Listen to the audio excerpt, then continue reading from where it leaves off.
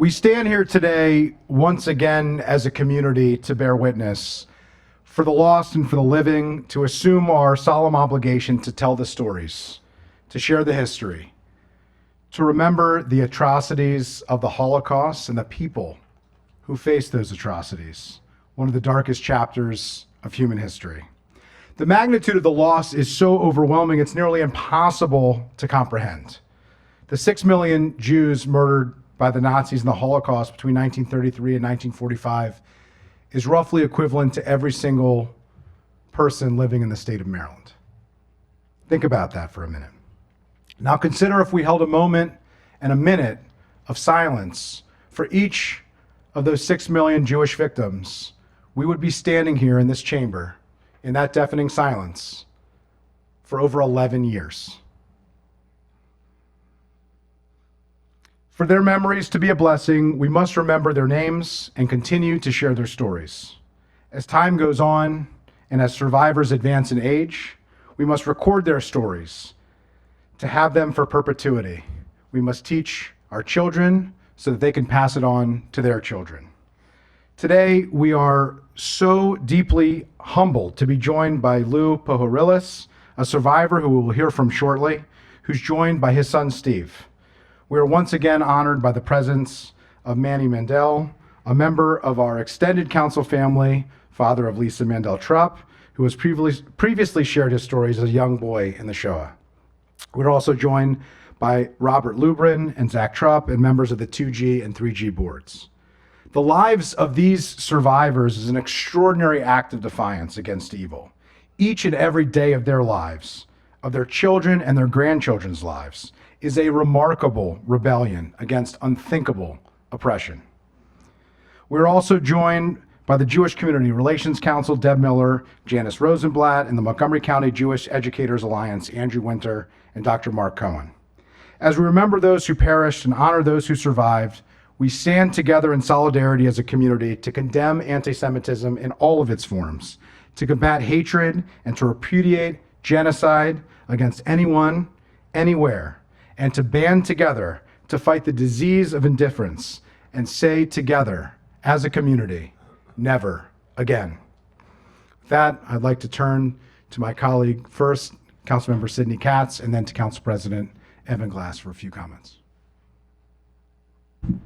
Thank you very much, Mr. Vice President. Yom HaShoah, which is the Holocaust Remembrance Day, is the Jewish Memorial Day for the Shoah, commemorated by Jewish communities worldwide. The term Shoah is the Hebrew word for catastrophe, referring to the Holocaust. This Remembrance Day is observed from the evening of Monday, April 17th, to the evening of April 18th, tonight. It is observed with services, ceremonies, and testimonials from survivors. We are honored to have with us today survivors of this horrific event in our history. Honoring this day is extremely important, especially considering anti-Semitic incidents in our region, which have become all too common, especially in our schools over the last several months. In our county, anti-Semitic incidents spiked 261%, with many of them during school and on school property. In February 2023, 9 anti-Semitic incidents were reported with MCPS in the span of 1 week. Recent anti-Semitic activities reported across the county have ranged from Nazi symbols and other graffiti, flyers, and anonymous emails, all the way to outright physical assault. This Sunday, April 23rd at 1 p.m., there will be a virtual gathering for the Jewish Community Relations Council, also known as JCRC, annual Yom HaShoah commemoration to remember the 6 million Jews killed during the Holocaust and to pay tribute to the survivors and liberators in our community. It is our responsibility as members of society to keep the memory alive and make sure that history does not repeat itself. Never forget and never again.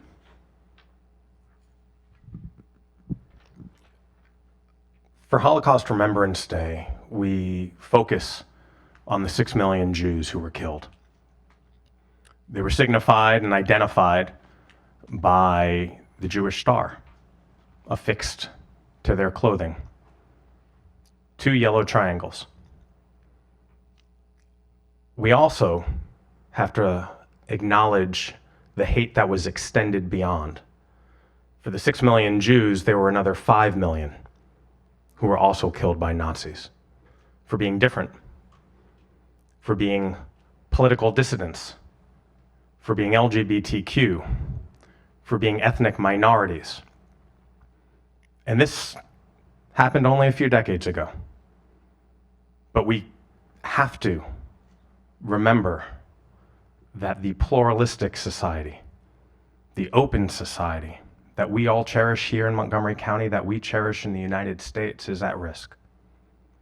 And so this gathering, this day, is as much a remembrance for the 6 million who died, but a fight and a struggle for the community we want and the community that we need. Thank you so much. The full name of Yom HaShoah is actually Yom HaShoah v'Hagavura, which is Day of Remembrance of the Holocaust and the heroism. And today we commemorate and we honor both, and we are deeply humbled to have with us a survivor, Lou Pohorilis, who has joined us and who's going to share some comments. Thank you, Andy. Evan, Council.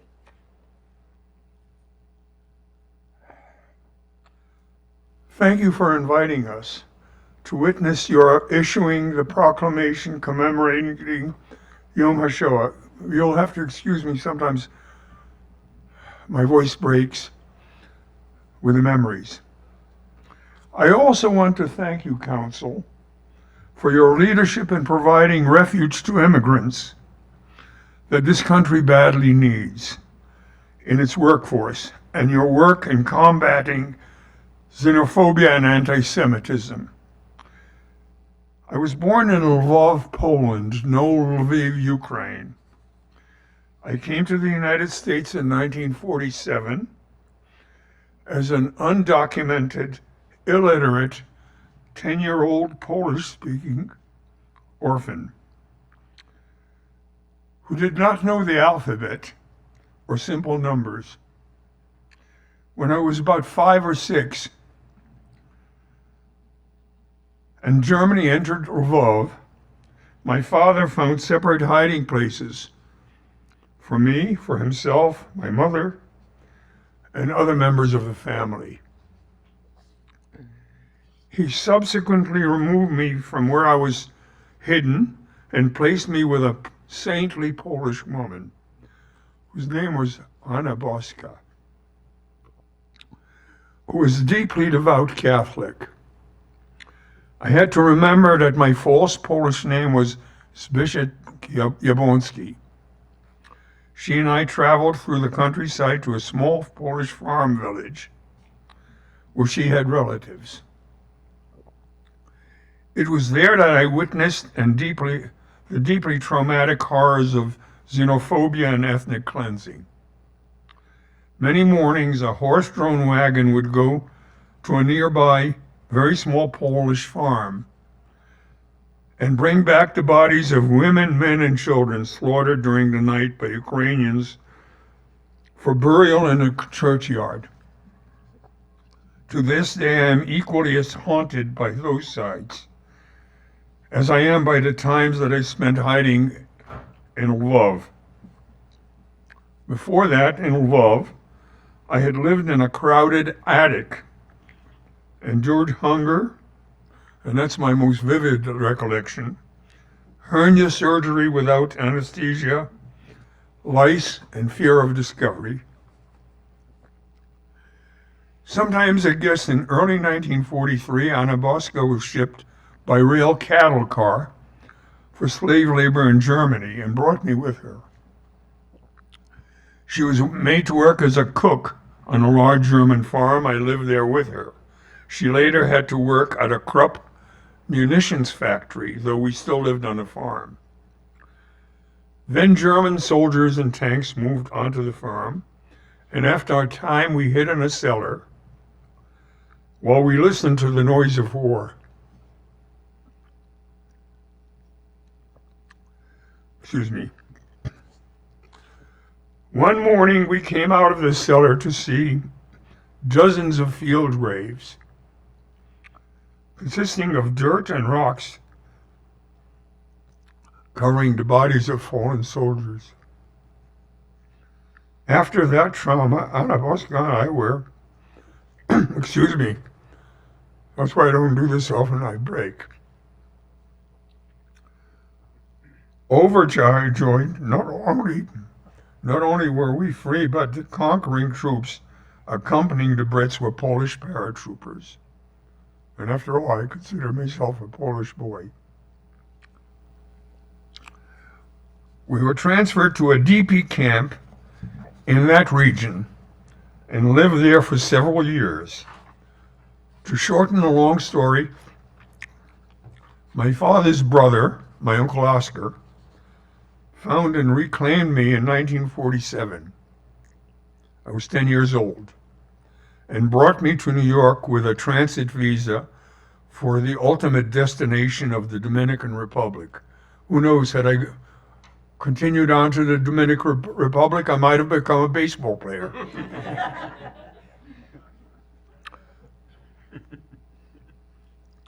Through a private law passed by Congress, I was permitted to stay in the United States.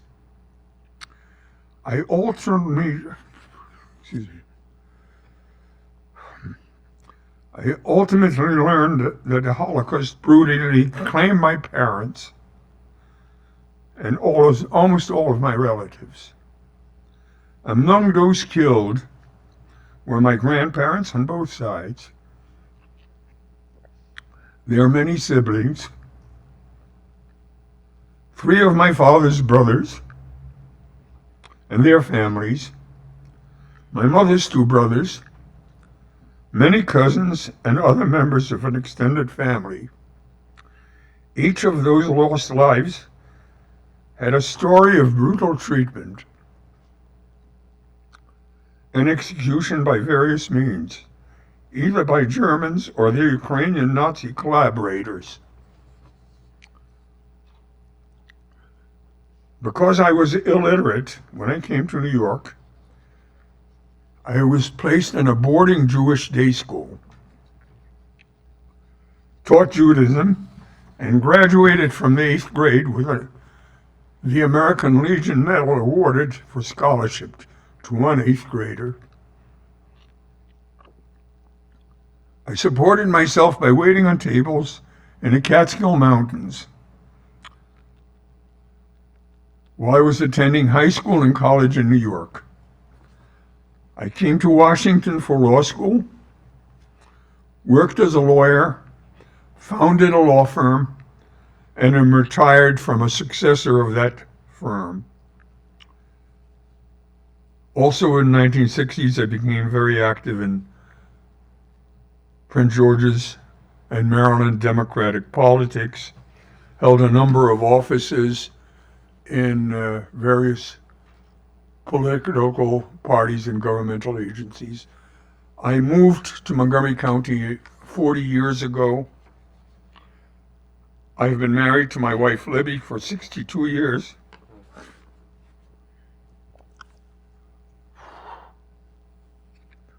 We have 3 children, one of whom Steve is here. My daughter Sharon is today, probably right now, talking about my life to 1,000 students at Choate School. And my wife Libby and I have been married now 62 years. Thank you.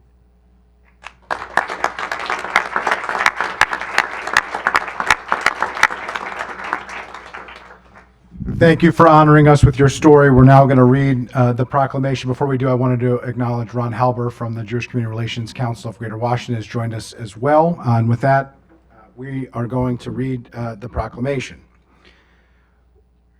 Montgomery County Council, Montgomery County, Maryland, proclamation. Whereas The Holocaust was the state-sponsored systematic persecution and annihilation of European Jews by Nazi Germany and its collaborators between 1933 and 1945. Jews were the primary target of the genocide. 6 million were murdered. However, other ethnic and religious groups also were victimized and killed. And whereas pursuant to a 1980 Act of Congress, the United Holocaust Memorial Council designated days of remembrance each year to recall and reflect on the horrific crimes committed during the Holocaust and to ensure that the memory and legacy of those who were murdered will never be forgotten. And whereas we have a collective responsibility to those who perished, as well as to those who survived, to educate current and future generations and rededicate ourselves to teaching the history of the Holocaust and explaining its continued impact on the world. And